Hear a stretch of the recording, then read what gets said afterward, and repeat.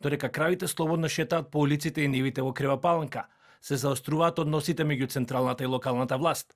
Добитокот од Кривопаланечко ги доведе во клинч градоначалникот и Агенцијата за храна и ветеринарство. По вчерашниот обид за заловување на добитокот од страна на собственикот, Агенцијата за храна и ветеринарство, како и помирниот протест на локалното население, на кој присуствуваше градоначалникот на Крива Паланка, од каде што упати критики кон институциите. Од Агенцијата за храна и ветеринарство се огласија со реакции и го повикаа на одговорност.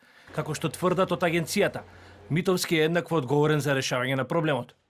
Ако сакаше, Митовски и досега можеше да го реши проблемот, сами ли со помош од некои поранешни функционери, негови сограѓани, кои беа во врвот на претходната влада. Како одговорна институција во интерес на граѓаните на Крива Паланка и околните села, го повикуваме Митовски конечно да почне да го почитува законот и да соработува со Агенцијата за трајно решение на реалниот проблем со кој се соочуваат жителите од овој крај. Телевизија 24 го контактираше Митовски, кој ги негира обвинувањата на АХВ и вели дека не бега од одговорност и дека постапува согласно законските надлежности што ги има како градоначалник на општината. Дополнително додава дека стои на располагање на Агенцијата за храна и ветеринарство, со кој, како што вели, целокупната логистика на општината.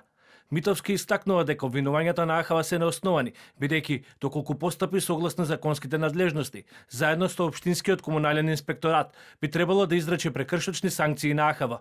Во ниту еден момент не бегал од одговорност, туку случај во законските надлежности кои што ги има општината, стоја максимално на располагање на Агенцијата за храна, но тие мене денеска ме повикуваат согласно законот за јавна чистота, во кој што општината има надлежност, односно општинскиот комунален инспектор, каде што е предвидено и забрането чување и напасување на крупен добиток и живина.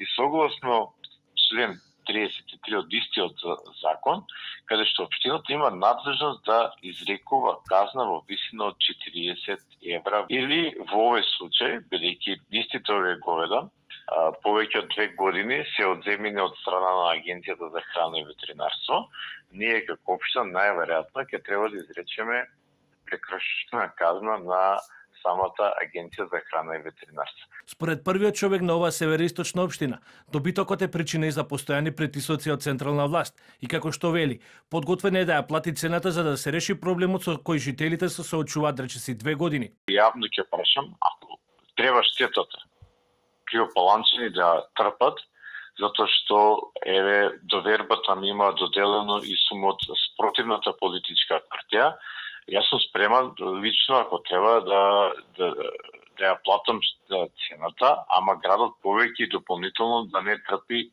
штета. Ја апсолутно немам проблеми со ништо. Но ова и начинот на кој што функционираме во изминативе неколку денови, навистина и амбиентот е повеќе од неподнослив. Инаку телевизија 24 во повеќе наврати известуваше за состојбата што ја засега оваа општина. Локалното население претходно потврди дека кравите предизвикуваат штети и во градското јадро, каде што посегнуваат по овошето и зеленчукот на пазарите.